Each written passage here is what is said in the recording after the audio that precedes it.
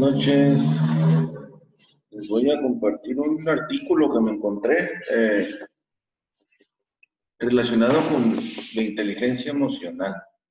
Está muy de moda y yo creo que hay que aprovechar porque con esto del confinamiento en todos lados nos recomiendan trabajar con la inteligencia emocional y yo creo que es una de las estrategias que nuestros compañeros están utilizando por recomendación primero y otro porque además tenemos compañeros inteligentes pues, y creativos en este sentido, y en tanto en el conocimiento teórico como en la práctica diaria, los maestros siempre hemos sabido que en cuanto mejor estado emocional tengan los chicos, mucho mejor para trabajar con ellos, están mucho más dispuestos, trabajan muchísimo más.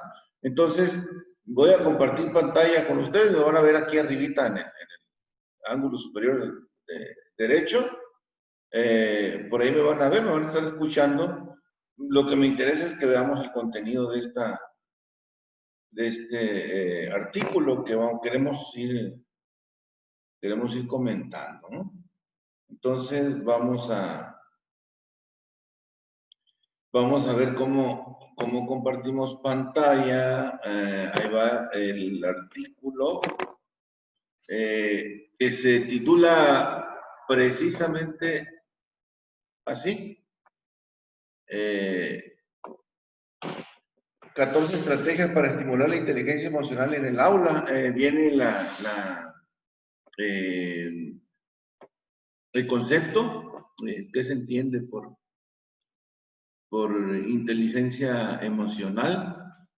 Se acordarán que en algún tiempo estuvo muy de moda lo de las inteligencias, ¿no? Algunos estamos de acuerdo en que había un solo tipo de inteligencia, otros la clasificaron. Y miren, hoy aparece una nueva, la inteligencia emocional.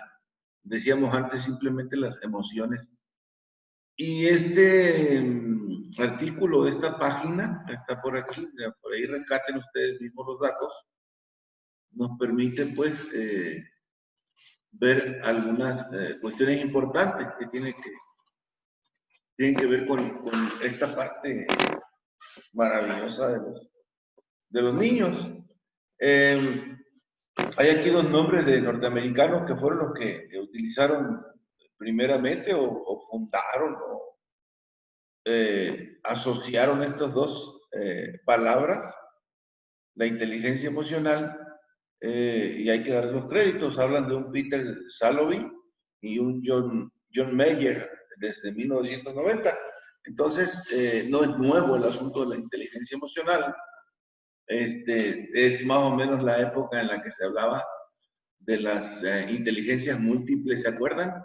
Hablaban que teníamos inteligencia corporal, que teníamos inteligencia emocional precisamente, kinésica. Hay una serie de clasificaciones ahí que muchos compañeros nuestros, me acuerdo, por ejemplo, el compañero Martín Montes, trabajó algunos diplomados incluso en la UPN con esta con esta teoría de las inteligencias, eh, de las inteligencias múltiples, ¿no?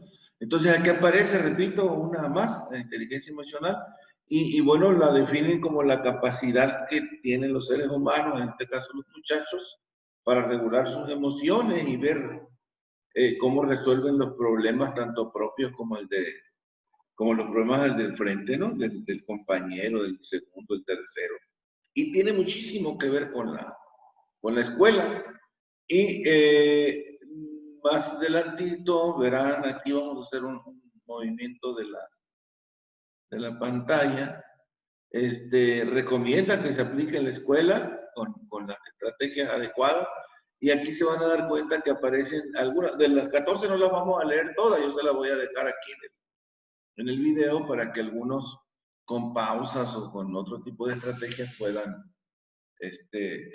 revisarlas, o a lo mejor algunos ya lo revisaron el artículo, ¿no?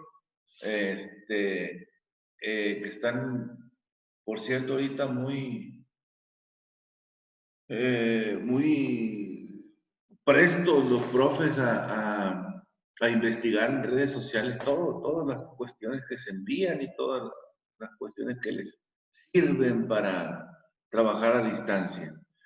Dice, ¿cómo aplicar la inteligencia emocional en el aula? Que es donde trabajamos nosotros, pues, los maestros con los muchachos en tiempos normales. Ahorita, pues, tal vez algunas sirvan para la casa, para algunos papás. Algunas estrategias para estimular el desarrollo de la inteligencia emocional en los educandos son, número uno, dejar que los educandos expresen sus sentimientos y emociones y como adulto escuchar y expresar las propias. El autoconocimiento y autoconciencia, a eso se refiere. Hay que permitirle a los muchachos que platiquen de lo que sienten, de que si están tristes, déjenlos, que les hablen de sus tristezas, de sus llantos, de sus ascos, de sus alegrías, de todo tipo de emoción que ellos sientan, son sumamente importantes estas situaciones, ¿no? Entonces lo plantea el número uno. ¿Qué está pasando en su cuerpo? Tiene mucho que ver. Acuérdense de los muchachos en la adolescencia, cuán complicado es, ¿no? Se debe estimular la afectividad a través de la expresión regulada del sentimiento positivo y, más difícil aún, de las emociones negativas. Acuérdense cuántas recomendaciones hay para los profes en el sentido de que dejemos los problemas en la puerta de la escuela y que vayamos y trabajemos con toda la positividad, con toda la emoción, con todas las sonrisas y las alegrías posibles para que contagiemos a los muchachos y podamos brindarles esa riqueza que tienen los estados de ánimo bien buenos, ricos, llenos de sonrisas, de carcajadas, de chistes y demás, ¿no? El número dos dice, mostrar que la persona con la que se está tratando es importante. A veces las cosas más sencillas de hacer son las que mayor impacto causan en los demás. Dar un abrazo, dedicar un minuto, sin mostrar que se está apurado por irse, escuchar con atención y comprensión. Incluso hasta para vender productos recomiendan esta parte, ¿no? Acuérdense que una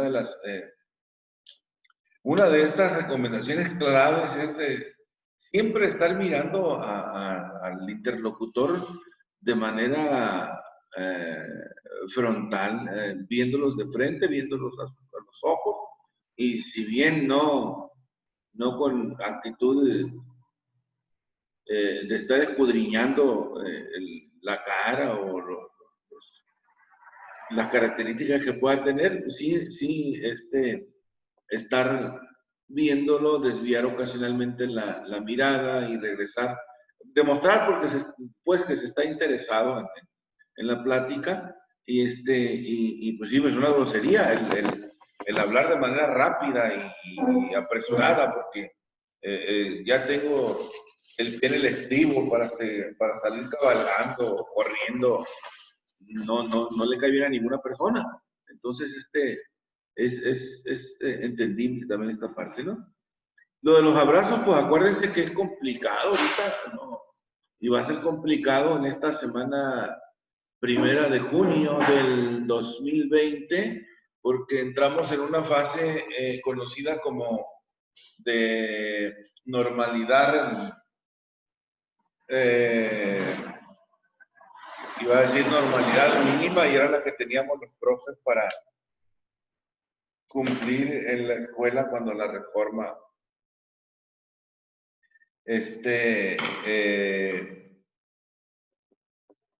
como una normalidad inicial, ¿no? Que al ratito tal vez rescate por ahí el otro término, pero es parte del nombre que tiene esta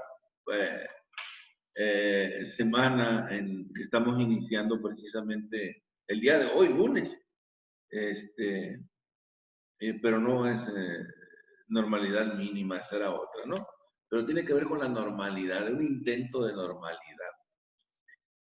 El número 3 dice, enseñar que en la vida no siempre se puede tener lo que queremos. Acuérdense que los muchachos lloran muchísimo, a veces más cuando tiene que ver con juguetes y con cosas que la economía, la situación familiar, la condición de sus padres, y no les permite tener, pues, el ver que otro tenga un Nintendo, un balón.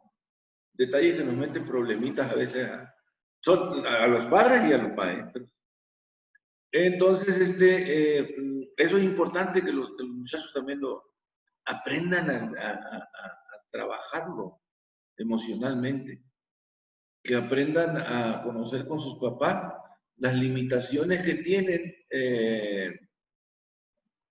en lo económico y que sepan que ellos pertenecen a un tipo de familia que económicamente no es igual a las demás. Pues algunos tendrán mucho y a lo mejor son de los que aprenden a compartir, otros no tendrán y serán de los que tienen que aprender emocionalmente a que ellos tienen una vida un poquito precaria, pero que no por eso tiene que ser una vida infeliz, sencillamente, eso es lo que tiene que aprenderse emocionalmente, ¿no? Habrá que enseñarles, aprovechar y enseñarles que por eso hay que estudiar y trabajar con mucho ahínco para que en el futuro sí se puedan tener las cosas que se añoran cuando no hay posibilidades por la economía precaria. Entonces, es parte de la formación, parte de la vida de los muchachos. ¿Sí? Entre más temprano comience a trabajarse esta parte, creo que mucho mejor. Entonces, enseñarles a los niños a esperar hasta que llegue el momento de tener lo que se quiere y mientras tanto seguir viviendo y vivir, por cierto, feliz. Otros pilares de la inteligencia emocional son el autocontrol y el autodominio, regular la manifestación de una emoción y modificar un estado de ánimo. Tiene que ver con esto que planteamos en el punto número 3. El punto 4 plantea enseñar que cuando se tiene un problema, lo primero que hay que hacer es reflexionar y luego actuar de una forma pacífica. Acuérdense, los niños a veces, los papás les enseñan a actuar de la misma manera que actúa el del frente. ¿Qué quiero decir? Que si se encuentran con un chiquillo peleonero, el papá le enseña que hay que responderle de la misma manera y que no hay que dejarse. No, ahí hay un error, aunque los papás no quieran entender, hay un grave error. Hay que enseñar a los muchachos la otra parte, la parte pacífica. A lo mejor a nosotros, a muchos de nosotros nos enseñaron el desquite, el vengarnos, el ser violentos igual que el otro. Pues no tiene sentido, pues. Es más que conocido que violencia atrae más violencia. Sin lastimar a otras personas para solucionar el problema, enseñarle al educando que afrontar las emociones negativas como la ira, el enojo, la rabia, etcétera, está bien expresar que uno esté enojado siempre. ¿Y cuándo? Siempre y cuando se haga de una manera saludable y sin herirse ni herir a otras personas. Entonces, si hay que manifestar que uno se enoja porque me golpearon, porque me accidenté, o porque me equivoqué, o porque me duele, etcétera. Es natural, es natural. Se puede demostrar el enojo, pero se debe ser capaz también debe uno aprender a manejarlo, a tratar de esa parte. La capacidad de automotivarse y de motivar a los demás, dice, tener la habilidad de despertar en uno mismo y en otras personas la estimulación para llevar a cabo acciones o tareas que están íntimamente ligadas al optimismo, la autoestima, imprescindible en todos los seres humanos que quieren avanzar hacia una vida, a una condición lo más apta, lo más rica en oportunidades, llena de cosas positivas para uno, ¿no? El optimismo y la autoestima son estados que deben de trabajarse mucho y tiene que trabajarse muchísimo en la escuela para que cuando de adulto, los seres humanos sepan qué significa y sepan que ellos mismos pueden autoimpulsarse, pueden asumir las cosas con un buen estado de ánimo, con alegría, con ganas de decir puedo y con ganas de hacer las cosas pudiendo. Un educando que recibe reconocimiento raramente será agresivo o pesimista, aunque hay pedagogos españoles y hay alguna gente que opina sobre educación y hay quienes no están de acuerdo con la educación a partir de reconocimientos y optan por algún tipo de educación sin castigos, pero también sin reconocimientos, ¿no? Muy raro, yo he visto algunos videos por curiosidad, pero es raro. Y bueno, también tiene mucho que ver dónde, ¿no? Hablo de algunos planteamientos que vienen de España, me ha tocado verlo de esa manera. Vamos a ir cerrando poco a poquito. Miren, les dejo aquí esta posibilidad de que vean la página y de que vean hasta el número 14 de las recomendaciones y algunas otras cosas muy interesantes que hay aquí. Les envío un saludo cordial a todos y voy cerrando este video para que lo aprovechen lo mejor que puedan. ¿Sí? Hasta pronto. Nos vemos en otra ocasión.